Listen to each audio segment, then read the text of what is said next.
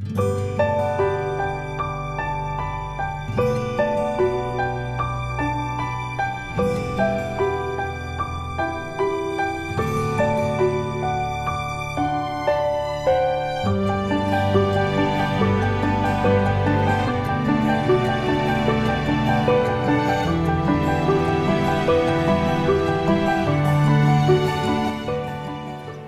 this is the reworking of my garden bed in the garden, and I'm just lining it with rocks. I'm going to make 2 garden beds instead of the mess, kind of like what's there.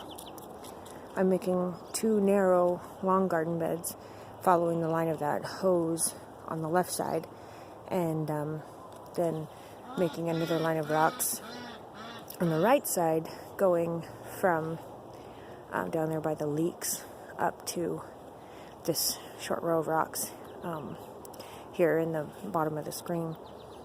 So I'm just adding a bunch more big rocks that I just gathered from around the farm into that line. So I finished lining this bed with rocks. Ran out of rocks. I couldn't finish this second bed, but I'm going to go ahead and now take dirt from that defunct box that's fallen apart.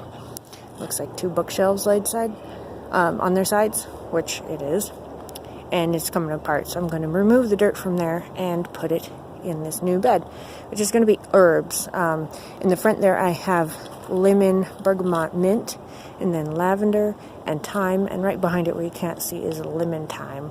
And over at the end, that bright green is just some garlic that sprouted. So let's fill it with dirt. Okay, so here is the finished herb bed. Just took a bunch of dirt from a breaking garden box and added it in here to this rock-edged bed.